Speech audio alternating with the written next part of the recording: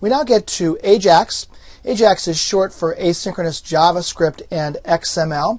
You can see how all of these technologies that I'm covering in this section of the tutorial sort of interrelate. When they do, they form this technology called AJAX. The term AJAX has actually come to represent a broad group of web technologies that can be used to implement a web application that communicates with the server in the background without interfering with the current state of the page.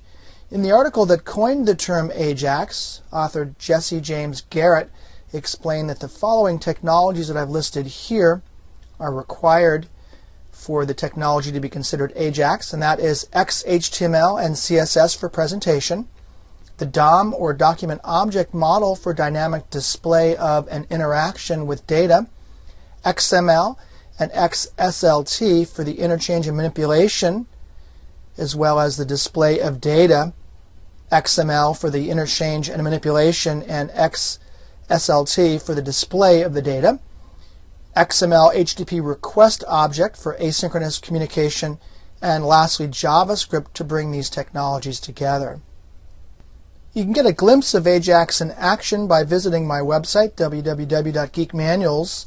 I have here an animated pull-down menu driven by AJAX. Classic AJAX involves writing ad hoc JavaScript on the client, that is the browser.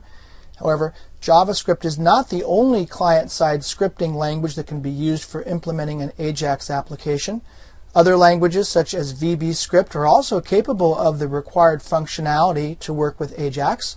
However, JavaScript is the most popular language for AJAX programming due to its inclusion in and compatibility with the majority of modern web browsers.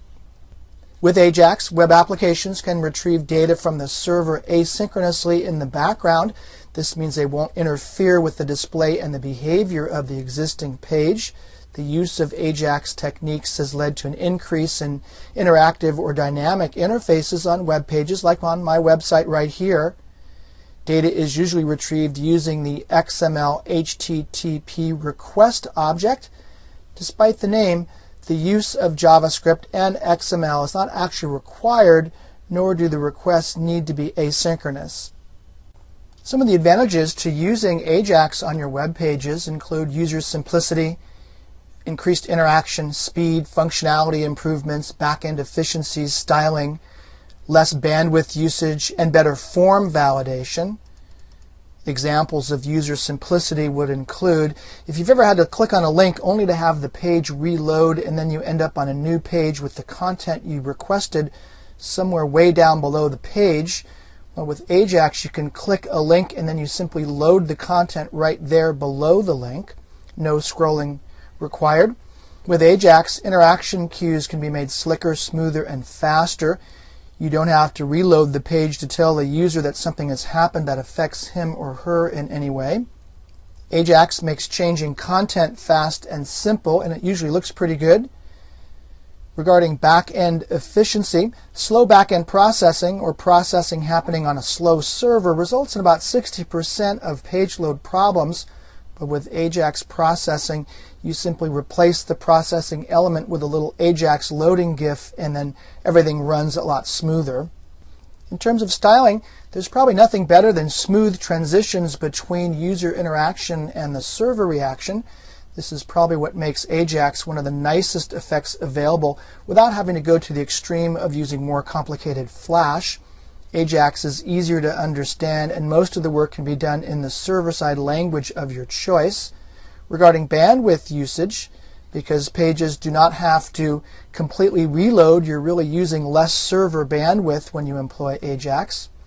And regarding form validation, AJAX gives you form validation that is more instant, seamless, and unobtrusive than you can get in HTML. Now there are, as you can read here, drawbacks to using AJAX. Namely, pages are harder to develop if you utilize AJAX.